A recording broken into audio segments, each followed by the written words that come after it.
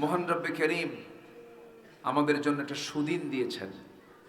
আমরা সুদিন পেয়েছি। আজকে এই মাহফিল পরিচালনা করার জন্য এই কমিটির কারোই থানায় যাওয়া লাগেনি, বরঞ্চ থানা থেকে হয়তো ফোন দিয়ে বলেছে কিছু লাগবে কি, হয়তো এমন কিছু বলেছে।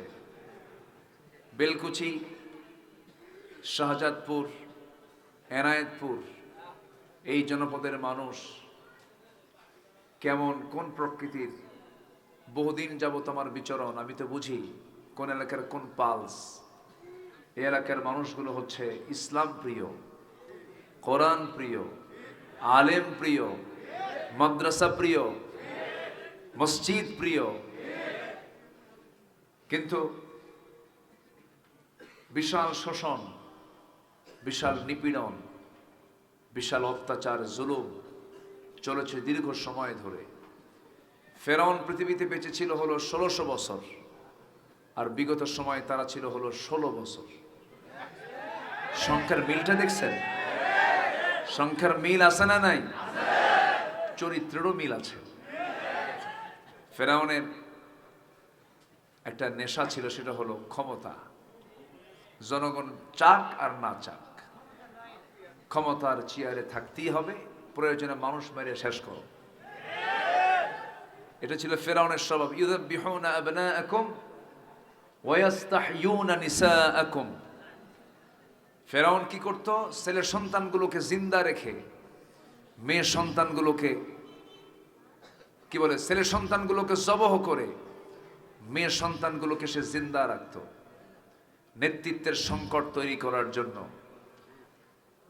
ফেরাউন আসমানি কিতাবে আগুন ধরিয়ে দিয়েছিল জাতিকে মূর্খ রাখার জন্য,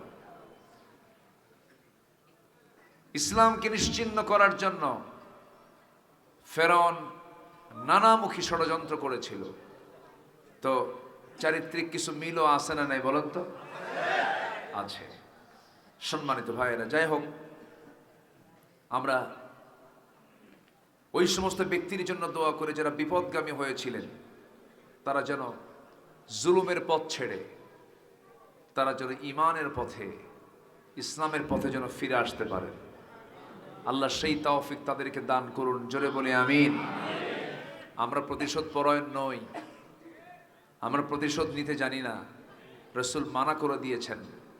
প্রতিশোধের মজা হলো কিছুক্ষণ, প্রতিশোধ নিলেন কিছুক্ষণ আপনি আনন্দ পাবেন, কিন্তু ক্ষমা করে দিয়েছেন এই তৃপ্তি আপনার আমৃত্যু থেকে যাবে। এই জন্য প্রতিশোধ নয়, ক্ষমা। ক্ষমার মধ্যে রয়েছে বিশাল বড় এক তৃপ্তির জায়গা। সম্মানিত ভাইয়েরা, তবে বুকটা ফেটে যায় তখনই যখন এই প্ল্যাটফর্মে যখন কথা বলি, তখন একজন মহান ব্যক্তির কথা মনে হয়, আল্লামা সাঈদ রাহিমাহুল্লাহর কথাটা মনে হয়। আমার মনে হয় তিনি এখানে আসছেন নাকি? আসছেন তো, অবশ্যই আসবেন নাকি? হ্যাঁ, এই 82তম মাহফিলে উনি আসবেন, এটা কথা হলো। হয়তো অনেক আগের কথা, উনি এসেছেন। উনি আসেন নাই কোথায়?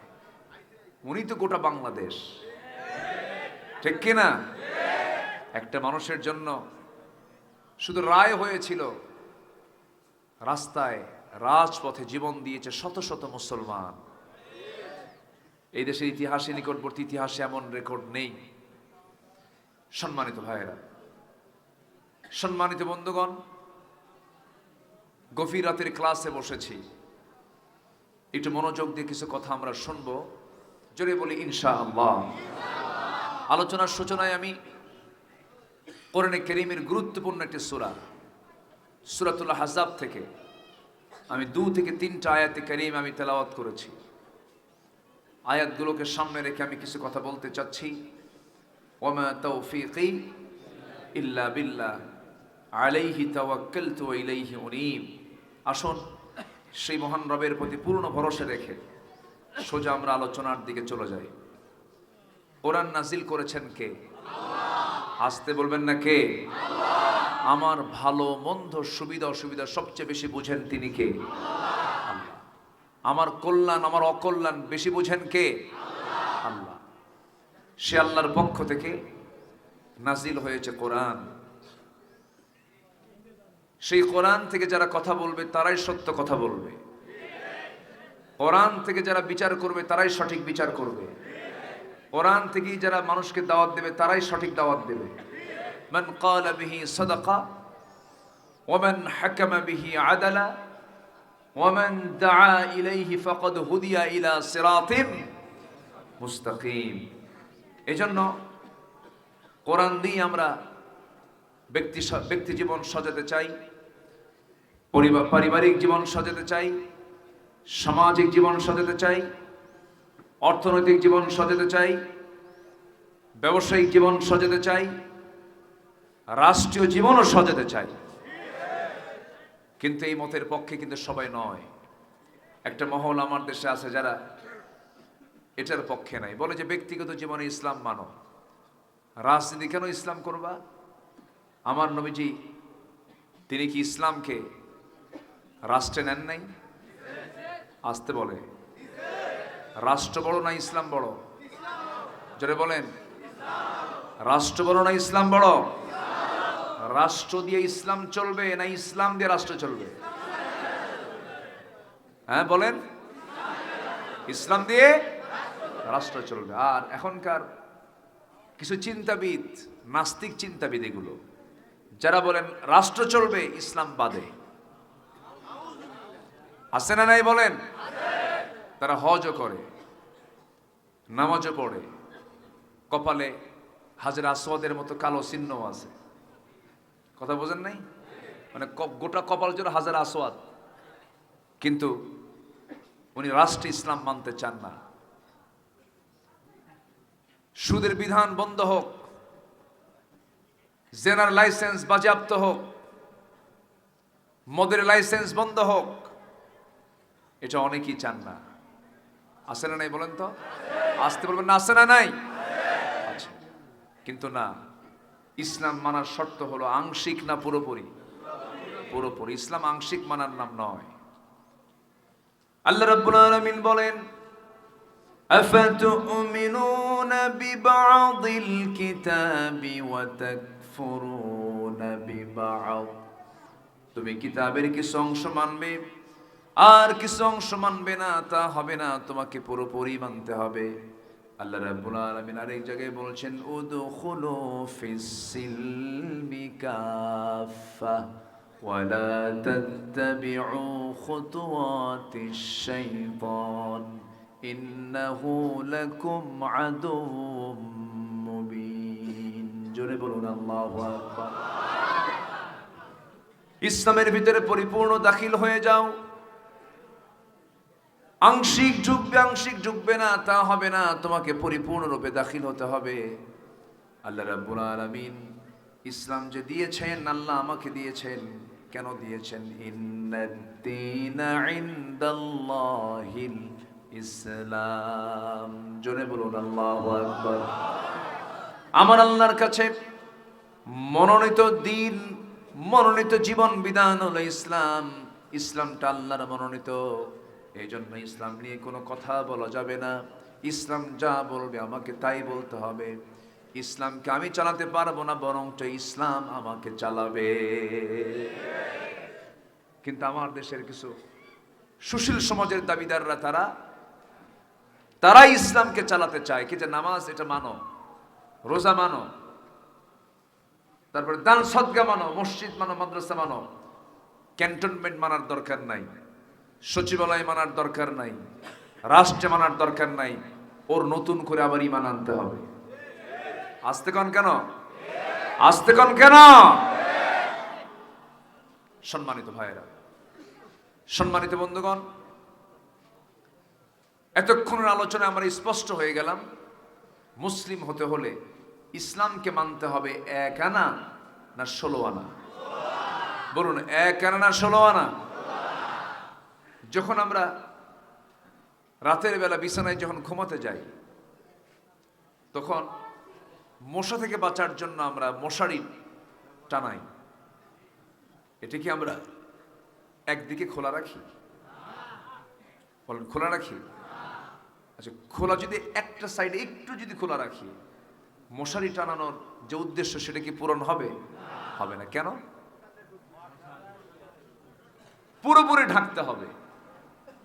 পুরোপুরি মশারি না টানালে আপনার যে উদ্দেশ্য ডেঙ্গু থেকে বাঁচানো, চিকুনগুনিয়া থেকে বাঁচানো, এই মশার কামড় থেকে আপনি বাঁচার জন্য যেমন আপনি মশারি টানাতে নিয়ে যেমন আপনি আংশিক খোলা রাখবেন না, আংশিক খোলা রাখলে, পুরোটা খোলা রাখলে যে ক্ষতিটা হতো সেই একই ফলাফল হবে। ঠিক তেমনই আপনি যদি ইসলামকে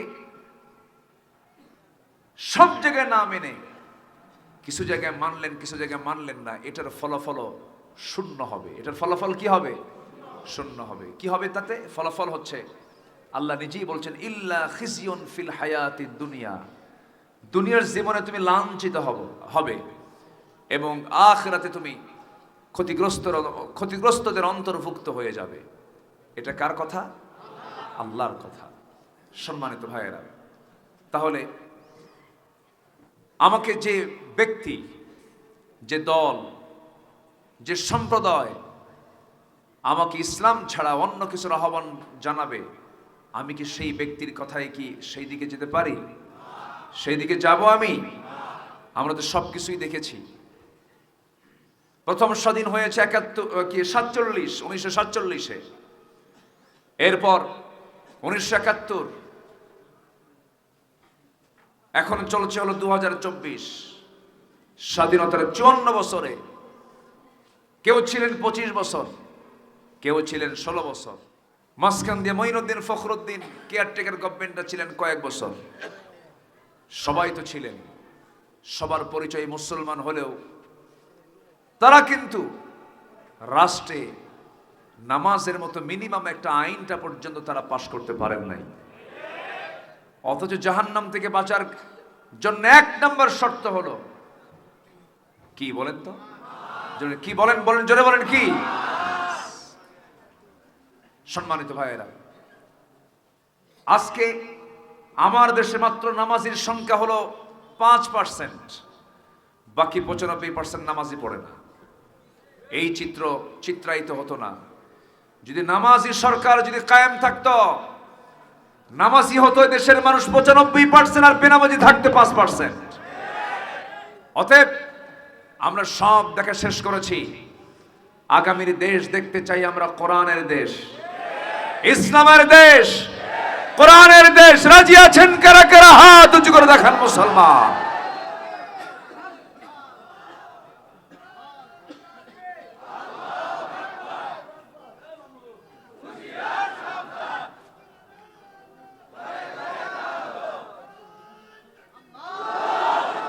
আল্লাহ কবুল করুন। জোরে বলে আমিন। আরো জোরে আমিন। সম্মানিত ভাইয়েরা, তোমরা যুবক, আজকের মাহফিলে কিন্তু যুবকরাই বেশি। বলি আলহামদুলিল্লাহ। জোরে বলি আলহামদুলিল্লাহ। যুবকরা আজকের মাহফিল আমি লক্ষ্য করছি যুবকদের অংশগ্রহণটাই বেশি। যুবকরাই তো এদেশের একটা পরিবর্তন এনে দিয়েছে। ভাবছিলাম ডিভাইস আসক্ত হয়েছে, ফ্রি ফায়ার, পাবজি গেমস আসক্ত হয়ে মনে হয় শেষ হয়ে গেল, কিন্তু না, জাতে মাতাল, তালে ঠিক, একদম জায়গা মতো চলে গেছে। রান্না হয়েছে একজনের, খাইছে 4 একজন, মাত্র টাইম দিয়েছে 45 মিনিটস। ঠিক কিনা? যুবকরা, তোমাদের এই বিজয়টাকে ধরে রাখার জন্য সবচাইতে বড় অস্ত্র হলো উন্নত চরিত্র। কি চরিত্র? উন্নত চরিত্র যদি তোমরা আনতে পারো, তোমাদের সামনে তোমাদের বাধার পাহাড় হয়ে আর কেউ দাঁড়ানোর সাহস পাবে না। যদি তোমরা চারিত্রিক ধস যদি তোমাদের নেমে যায়, আবার কিন্তু বিপদ চেপে আসবে। যুবকরা, তোমাদের চরিত্রের জন্য কারো কাছে যাওয়া লাগবে না। তোমাদের চরিত্র সুন্দর করার জন্য একজন মডেল আল্লাহ পাক বানিয়েছেন, একজন ব্যক্তিকে। তিনি কে? মুহাম্মাদুর রাসূলুল্লাহ। মুহাম্মাদুর রাসূলুল্লাহ।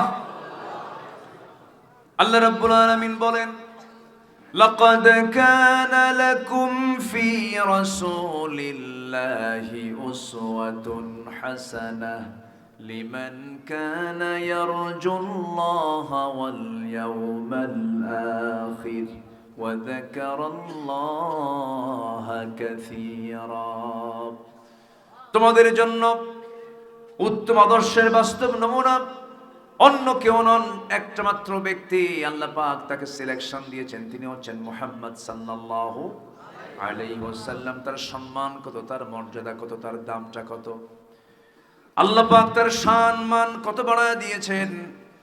যে আল্লাহ তাআলা নিজে কোরআন রাসূলকে উপহার দিলেন, 23 বছরের কোরআন যার উপরে নাজিল হলো, সেই রাসূলকে আল্লাহ পাক নিজে পর্যন্ত তাকে কখনো নাম ধরে ডাক দেন নাই।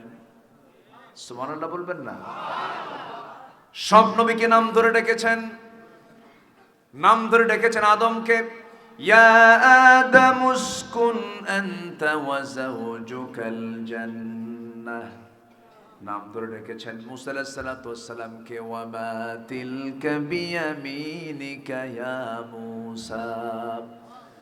ইয়া ইয়াহইয়া খুযিল কিতাবা বিকুওয়া ইয়া ইব্রাহিম ইয়া জাকারিয়া।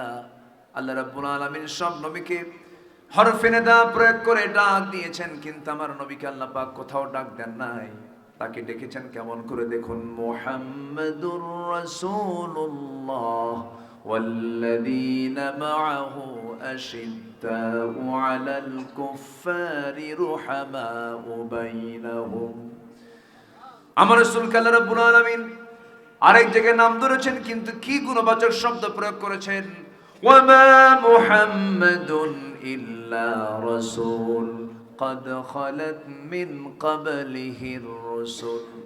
আল্লাহ পাক তার রাসূলকে এক জায়গায় ডাকছেন, ইয়া আইয়ুহাল মুযাম্মিল কুমিল লাইলা ইল্লা কালিলা নিসফাহু আও ইনকুস মিনহু কালিলা আও জিদ আলাইহি ওয়া রাত্তিলিল কুরআনা তারতিলা।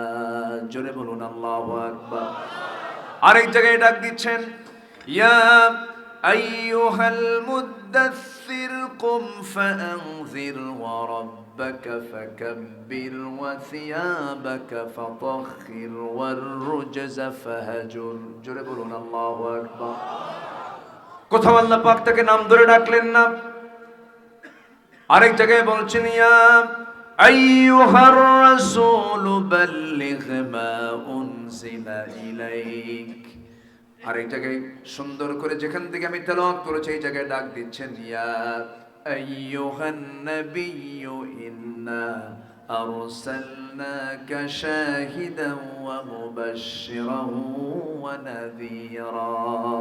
জোরে বলুন আল্লাহু আকবার। হে আমার সম্মানিত নবী, আপনি হলেন সাক্ষী, আপনি হলেন মুবাশশির, সুসংবাদ দানকারী, আপনি হলেন ভীতি প্রদর্শনকারী, আপনি হচ্ছেন দাঈ। মানুষকে আল্লাহর দিকে আপনি ডাকবেন, এই জন্য আমি আপনাকে দাঈ করেছি। আল্লাহ পাক তার রাসূলকে এত সুন্দর করে সম্বোধন সূচক শব্দ প্রয়োগ করে ডাক দিয়েছেন। আমার বন্ধুগণ, সেই নবীর শান মানটা কত। আল্লাহ বলছেন, চরিত্র খোঁজার জন্য কারো কাছে যাওয়ার দরকার নাই, চরিত্র খোঁজার জন্য একজন ব্যক্তির জীবনটা দেখো, তিনি হচ্ছেন আমার রাসূল মুহাম্মদ সাল্লাল্লাহু আলাইহি ওয়াসাল্লাম। সেই নবীর জীবন থেকে আমরা আজকে 15টা আদর্শ শিখে যাব। কয়টা আদর্শ বলেন? 15টা আদর্শ শিখে যাব। সবাই রাজি আছেন তো? একটাও কি বলেছি নাকি? একটাও কি বলেছি? তাহলে আমার কথায় একটু সময় দিতে হবে। কারো কোনো কষ্ট নাই তো? জোরে বলি ইনশাআল্লাহ। আমার বন্ধুগণ, আমার নবীর মর্যাদা কত। এই দুনিয়াতে আমার নবীজি যে সময় দুনিয়াতে আসেন, সেই সময় আরবের অবস্থা খুব নাজুক ছিল, চরিত্রে কোনো মান ছিল না। আমার নবীজি যখন পৃথিবীর জমিনে আসেন, অসহায়ের দুনিয়াতে তিনি আসছিলেন, কারণ তার জন্মের পূর্বে বাপটা চলে গেছে। আমার নবীর সম্মান মর্যাদা কত একটু বোঝানোর জন্য একটা লাইন বলি, মূল আলোচনার দিকে আস্তে আস্তে চলে যাচ্ছি। আমার নবীজির যখন জন্ম হয়, জন্মের আগে বাপ চলে গেছে। জন্মের 5 বছর পরে মা চলে গেছে। আমার নবীজি ভূমিষ্ঠ যখন হলেন, আমেনা, আমার নবীজির মা আমেনা তার সন্তানকে কোলে নিতে পারেন না, বারবার চেষ্টা করেন কোলে নেবার জন্য, পারেন না। কারণ সন্তানের চেহারা দেখলেই বারবার স্বামীর কথা মনে হয়ে যায়। কারণ সন্তান ভূমিষ্ঠ হওয়ার পরে সন্তান, মা ওই সন্তানকে কোলে দেওয়ার জন্য সর্বোত্তম চেষ্টা করেন, আমার স্বামীর হাতে আগে সন্তানটা উঠায় দেব।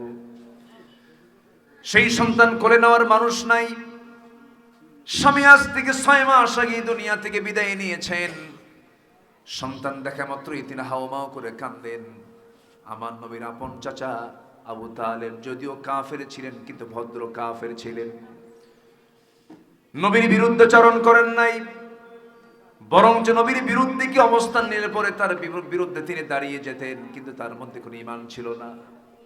সে আবু তালেব একদিন বলছেন, ভাতিজা মোহাম্মদ, তুমি তো আজকে আল্লাহর নবী হয়েছ, তোমার বাল্য জীবনের একটা স্মৃতিচারণ করতে চাই। আমি তোমাকে বলতে চাই ঘটনা কতটুকু সত্য, আমি তোমার কাছ থেকে জানতে চাই। আমার রাসূল বললেন, চাচা কি শুনতে চান বলেন। ও ভাতিজা মোহাম্মদ, তোমার যেদিন পৃথিবীতে জন্ম হলো, জন্মের মাত্র 3 দিন পর আমি তোমাকে দেখতে গেলাম। তোমার ঘরে যখন সন্ধ্যার পরে দেখতে গেলাম, দেখতে পেলাম তোমার মা তোমার কাছে নাই। তোমার মা তোমাকে ছাড়া হাউমাউ করে কান্দে, স্বামীর কথা মনে করে বারবার অস্থিরতা চিত্ততা নিয়ে কান্নাকাটি করে, কান্নায় ভেঙে পড়ে, তোমার পাশে সময় দিতে পারে না। আমি নিজের চোখে তোমাকে দেখতে গিয়ে দেখি তোমাকে তোমার মা চাঁদনি রাতে আকাশের নিচে শোয়া রেখেছে। আমি দেখতে পেলাম সেই রাতে তুমি যখন একাকী যখন চাঁদের দিকে তাকায় আসো, সেই চাঁদের দিকে তাকায় যখন তোমার বাম হাতটা ডান দিকে নাও, আকাশের চাঁদটা সঙ্গে সঙ্গে ডান দিকে যায়।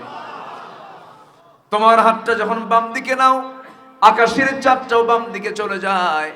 যখন তুমি তোমার 2 হাতটা দিয়ে যখন নিচের দিকে হাতটা টেনে আনো, চাঁদটাও তোমার সঙ্গে সঙ্গে হাতের সঙ্গে সঙ্গে চাঁদটাও নিচের দিকে নেমে আসে। ভাতিজা মোহাম্মদ, কতটুকু সত্য বলো তো? সঙ্গে সঙ্গে আমার রাসূল বলছেন, চাচা আপনি যা দেখেছেন মিথ্যা কিছু দেখেন নাই, সত্যই দেখেছেন। আমার মা যখন আমার কাছ থেকে দূরে দূরে থাকেন, আমাকে দেখলেই তার কান্না চলে আসে, দয়া মায়া চলে আসে, স্বামীর কথা মনে হয়ে যায়। এই জন্য আমার মা যেহেতু আমাকে সময় দিতে পারছেন না, সেই জন্য আল্লাহ রাব্বুল আলামিন আমার জন্য আকাশের চাঁদটা আমার জন্য সেই কয়েকদিনের জন্য খেলনা বানায়া দিয়েছিলেন। জোরে বলি সুবহানাল্লাহ, আরো জোরে সুবহানাল্লাহ। এক কথায় আমার নবীর পরিচয়টা কি আমরা সময় জেনে আমার আল্লাহর পরিচয় নিয়ে একটা আয়াত আছে, সবাই বলুন, ঠোঁট মিলিয়ে বলুন, আলহামদুলিল্লাহি রাব্বিল আলামিন। সবাই বলুন, আলহামদুলিল্লাহি রাব্বিল আলামিন। আর আমার নবীর পরিচয় হলো, ওয়ামা আরসালনাকা ইল্লা রাহমাতাল লিল আলামিন। জিকির করুন, লা ইলাহা ইল্লাল্লাহ, আরো জোরে, লা ইলাহা।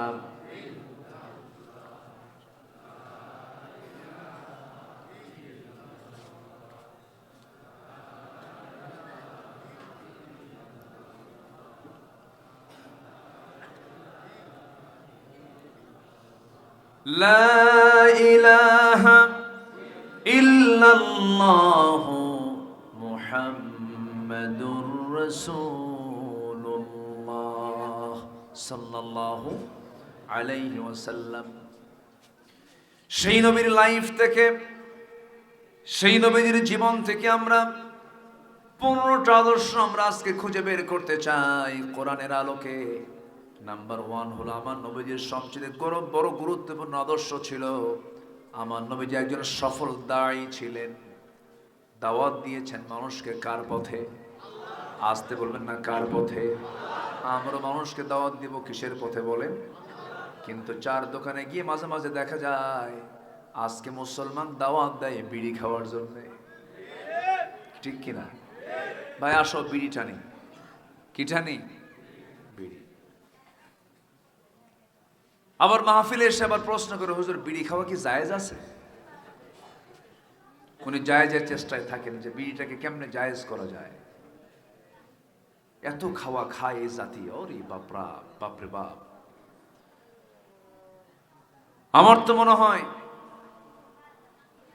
90% মুসলমান বিড়ি খায়। আমি কি ভুল বলছি? বিড়ির দাম আজ পর্যন্ত কোনোদিন কমেছিল? 53টা বাজেট পেশ হয়েছে, প্রত্যেকটা বাজেটে কোনো কিছুর দাম না বাড়লেও বিড়ির দাম বাড়াইছে কিন্তু অর্থমন্ত্রীরা। কিন্তু যারা বিড়ি খায় তারা বলে তুমি কি বাড়াবা না কমাবা ওগুলো আমার দেখি না, কত বাড়াবা, প্রয়োজনে বাড়ি বেচবো তারপরে খাবো, খাওয়া ছাড়বো না। আছে না নাই? প্রয়োজনে বাড়ি বেচে খাবো। আল্লাহ তুমি সকল নেশা থেকে এই জাতিকে হেফাজত করো, জোরে বলি আমিন, আরো জোরে আমিন। কোন নেশার দিকে আমরা যাব না। আমাদের সার্বক্ষণিক মাথায় রাখতে হবে যখন তখন মালাকুল মউত আমার দোরগোড়ায় হাজির হয়ে যাবে, জান কবজ হয়ে যাবে। আমাকে চেষ্টা করতে হবে আমাকে সবসময় ওযুর উপরে থাকার জন্য, কারণ আমার তো এই জীবন তো আসল জীবন নয়, চিরস্থায়ী জীবন পড়ে আছে। ইহকালে না পরকালে? ইহকালে না পরকালে? পরকালে। সেই পরকালের জিন্দেগির জন্য আমাকে আপনাকে প্রিপারেশন নিতে হবে, রাসূলের সুন্নাহগুলোকে ফলো করতে হবে।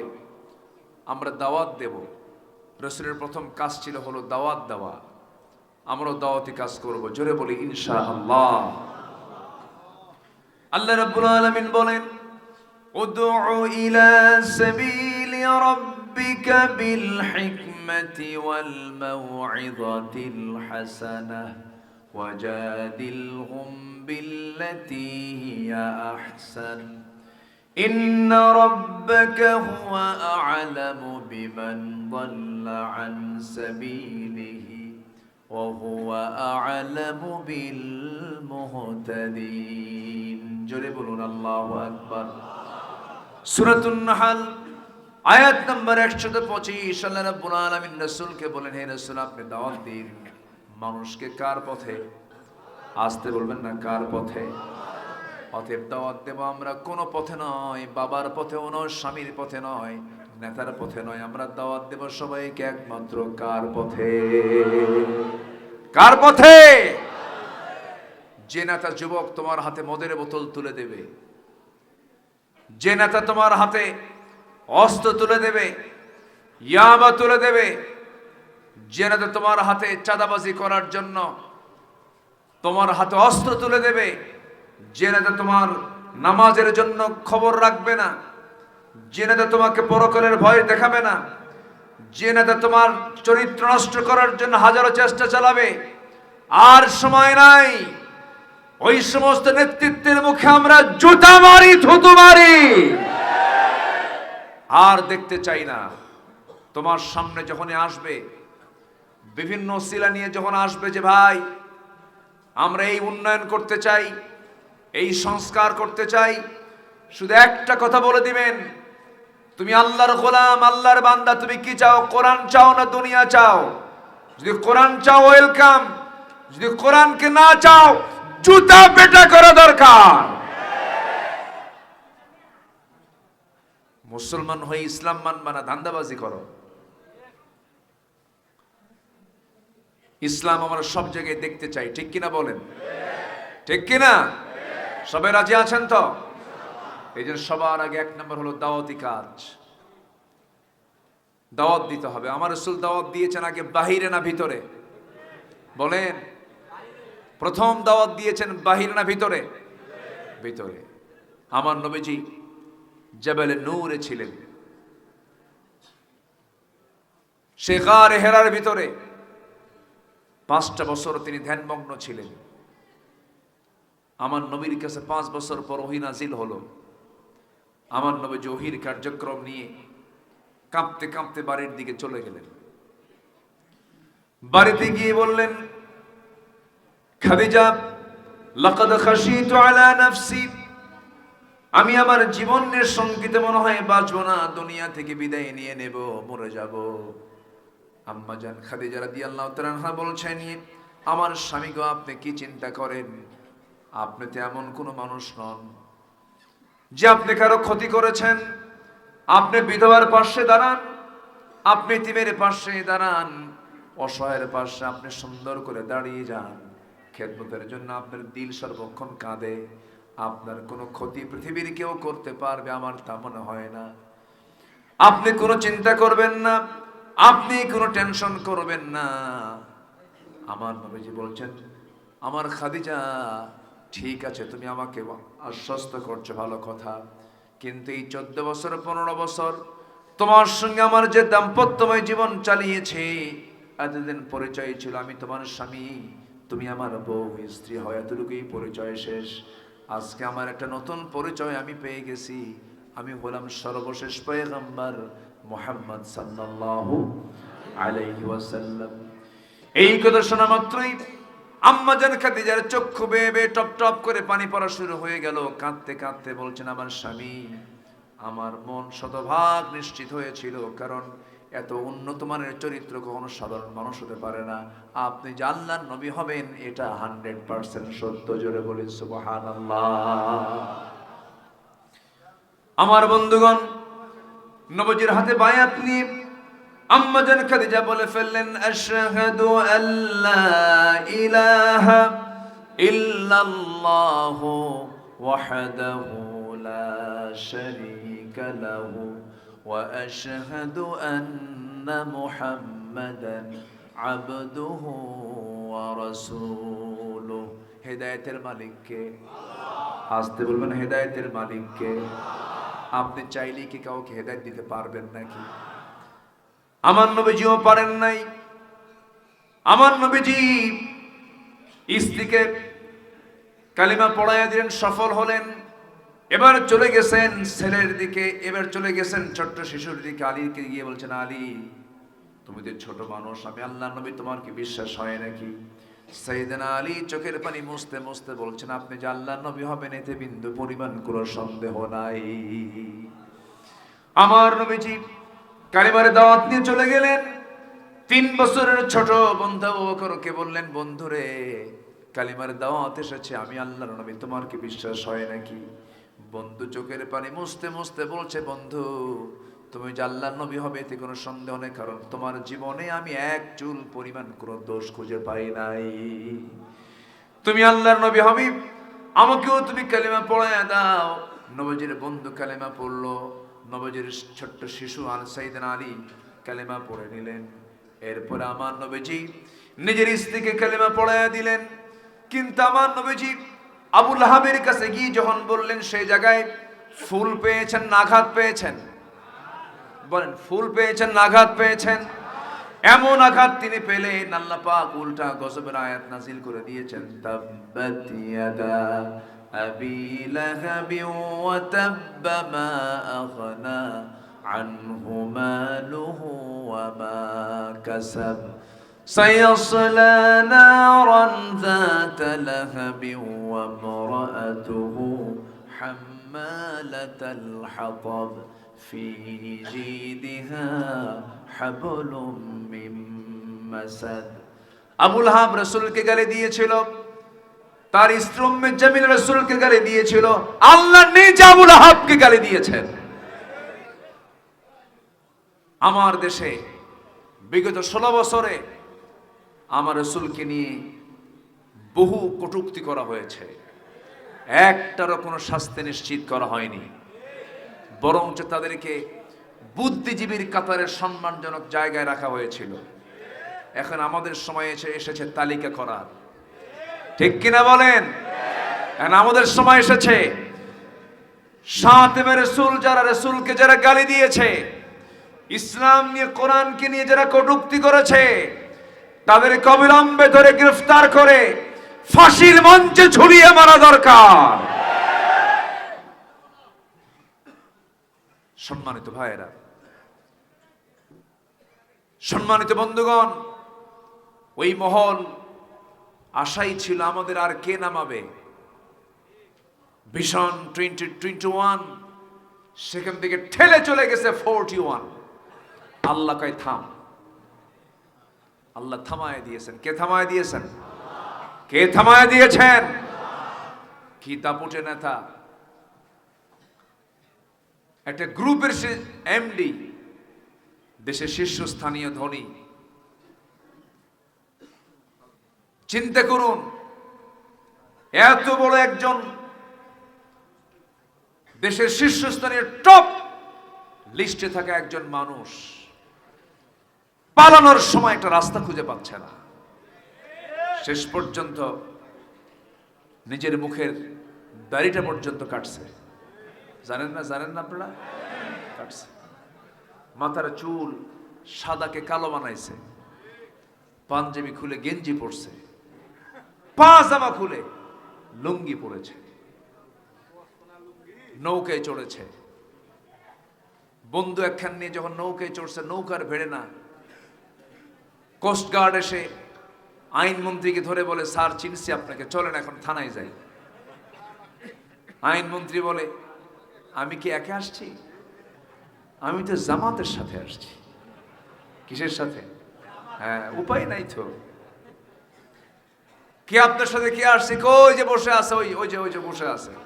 তো বলতেছে যে লোকটা কে? মাথার চুল কালো, মুখে দাড়িও নাই, লোকটা কে? ভালো করে দেখো, ওটাই দরবেশ। কি কথা কি বুঝতেছেন? আমরা নাকি ধর্মের ব্যবসা করি। দাড়ি আমরা নবীর জন্য রেখেছি, নবীর জন্য। আমরা আমাদের দাড়িটা নবীজির সম্মানে রেখে দিয়েছে। রাসূল বলেছেন, দাড়ি রাখো। নবীর সুন্নাহকে সম্মান করে আমরা দাড়ি রেখেছি। ধর্মের ব্যবসা তারাই করে যারা তাদের প্রয়োজনে দাড়ি রাখে, তাদের প্রয়োজনে দাড়ি কাটে, তাদের প্রয়োজনে নির্বাচন রাখ দিয়ে মাথায় পট্টি বাঁধে, আবার নির্বাচন চলে গেলে মাথায় তিলক লাগায়, টিপ লাগায়। কি ঠিক কিনা? আমাদেরকে গালি দাও, আলেমরা পালায় না। আলেমরা পালাইছে? কোন আলেম পালাইছে? কোন আলেম পালায় পাকিস্তান গেছে? ওরা কই গেছে?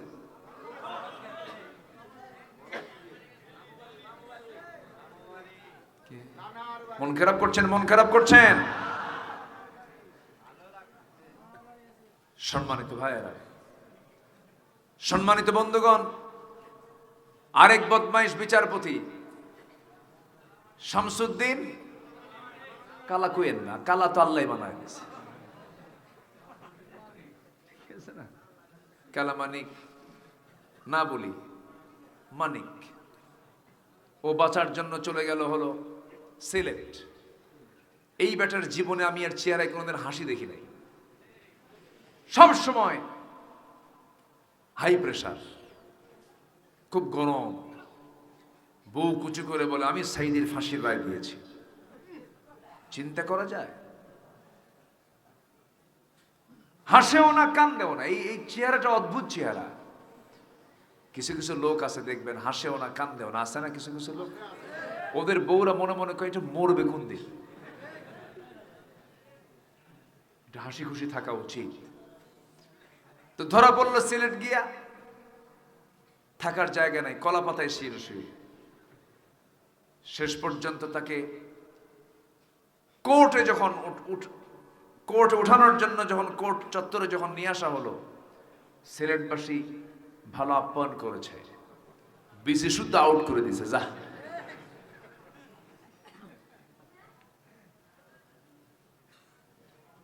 আরেকজন মানিক, জাহাঙ্গীরনগর ইউনিভার্সিটির এক কুখ্যাত ছাত্র নামের কলঙ্ক, ধর্ষক। সে 100টা নারীর জীবন ধ্বংস করে ক্যাম্পাসে সে এসে সাংবাদিকদের ডাক দিয়ে মিষ্টি বিতরণ করেছিল।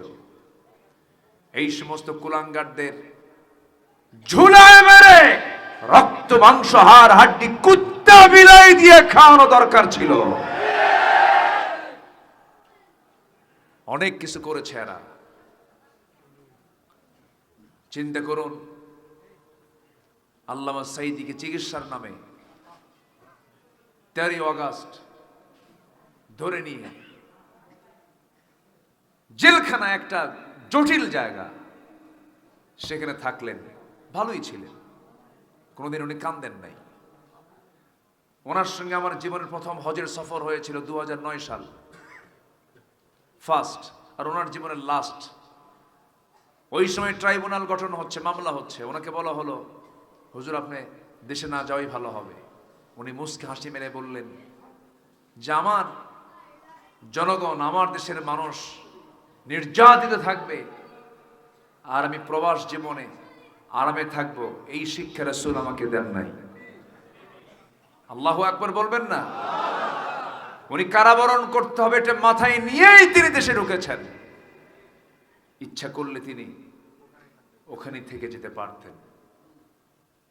চিকিৎসা আমি কি শেষ করে দেব?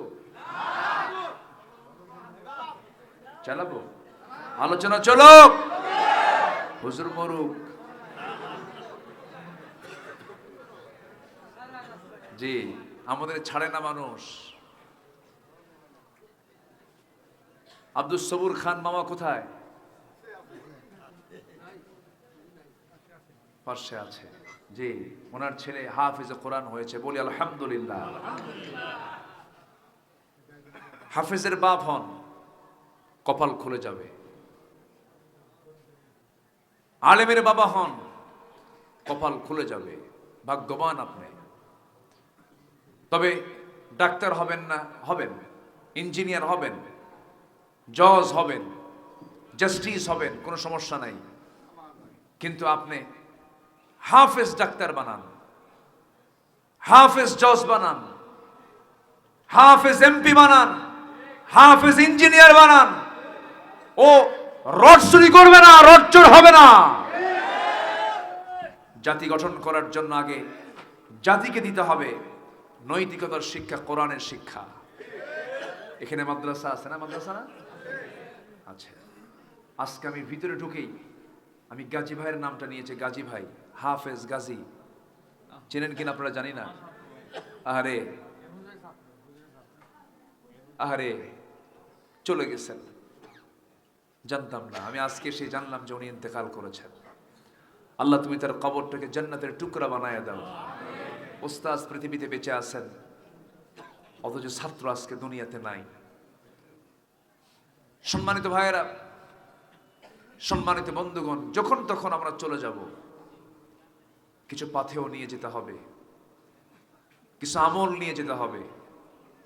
ভাইরে, নাজাত পাওয়ার জন্য ফরজ কোন হুকুমকে আমরা লঙ্ঘন করব না। ফরজ যত হুকুম আছে, কোন হুকুমকে আমরা লঙ্ঘন করব না। আজান হলেই কোথায় যাব?